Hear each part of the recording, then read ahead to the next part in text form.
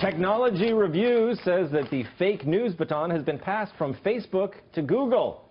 It seems that Google's snippet tool, which features a select story at the top of search results, often features stories that don't hold up to fact-checking.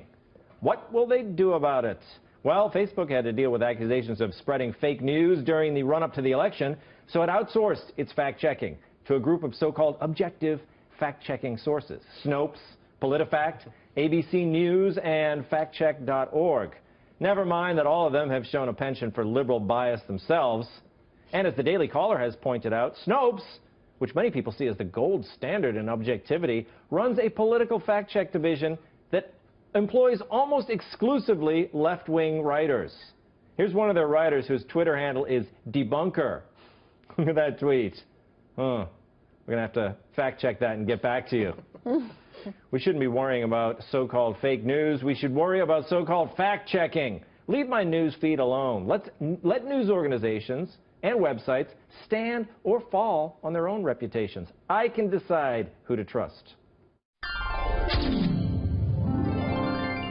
Joe, I don't need some Google deciding what's important. If I search for a crazy conspiracy theory, I want that theory to come up in the top. This is true. First, you know, if it weren't for fake news, I wouldn't know one weird trick for everything. I've learned one weird trick, and I've learned apple cider vinegar is fantastic for everything. These fake news are always pushing the apple. You seen the sidebars? Yes, apple cider vinegar. What's going on? What do you do with it? Yeah, you throw in people's faces. It's fantastic. It shuts them right up. The fake news thing, the problem is with the people reading it, because I see these stories that people post, and you're either an imbecile or you're so blinded by your own ideologies. The way you find out if something is fake news is you look at it, and if the moment you read it you think, oh, I agree with everything this says, it's probably fake news, and you just got your buttons pushed. And it's on you to be discriminating and use your brain, and not just to feel like you want to get rewarded because the world agrees with you. Well, isn't that the issue? That now, Vinny, people want to... They do not want to be informed. They want to have their ideas confirmed. Isn't that right? Yes, that's what makes Google so much fun. It's more fun to get your news that way because you can decide which crazy stuff you like, which you don't like. And the real news is awful. Fake news is wonderful. It makes you feel good. It affirms everything you believe. You want facts. Tune into Jeopardy, okay? You get the facts on Jeopardy. But the news is all delivered with a bias. So come on, it's all fake news, isn't it? I mean, that's just what I say, that the news is delivered with a bias. You can't...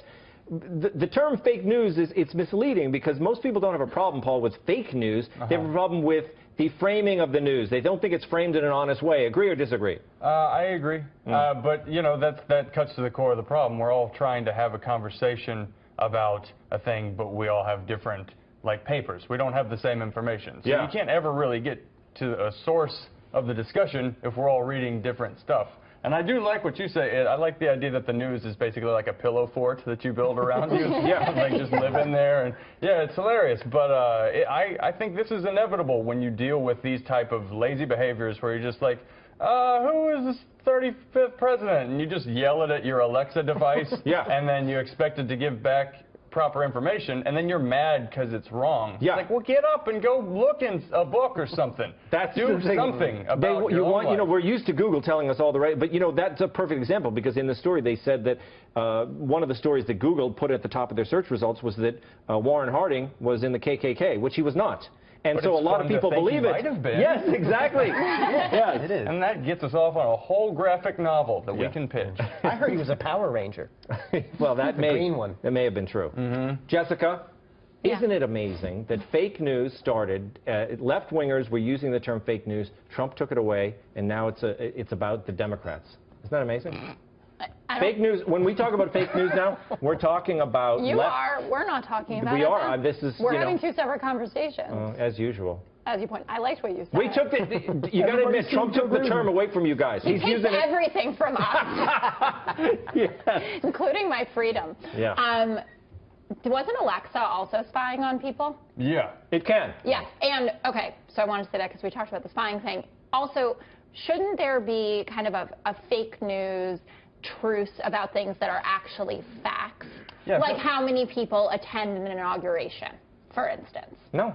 Why? There shouldn't be, because that was a dumb story anyway. The whole reason that started is that everyone the day of the inauguration were tweeting out these dumb photos. Who cares how many people were at the stupid inauguration? Donald Trump cares. Yeah, well, I'll give you alternative facts any day of the week.